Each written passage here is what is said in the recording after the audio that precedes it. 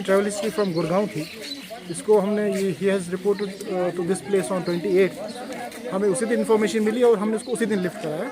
Accordingly इसका test हुआ। Unfortunately ये कल शाम को डिक्लेयर हुआ है पॉजिटिव। इसके टोटल फैमिली मेम्बर्स हैं अराउंड 11।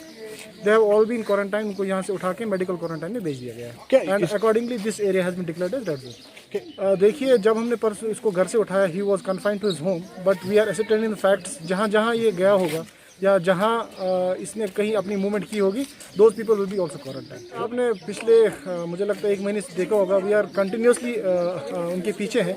बट अनफॉर्चुनेटली शाम को वो जब हम लोग मोस्टली घरों से निकलते हैं, तो हमने कल इस बारे में बात की है।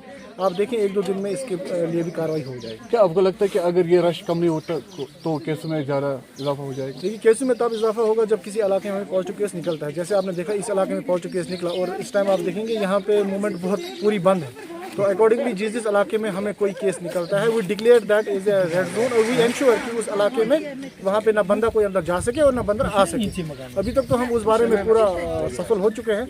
इंशाल्लाह लोगों की मदद से और आपकी कोऑपरेशन से हमें लगता है कि we will be successful in doing that also. देखिए, मेडिकल टीम ऑलरेडी हमारी इलाके में चल रही है। Door to door survey already चल रहा है कुछ दिन से। अब वो जो मेडिकल टीम यहाँ थी वो कंटिन्यूसली अपना काम कर रही है। तो सर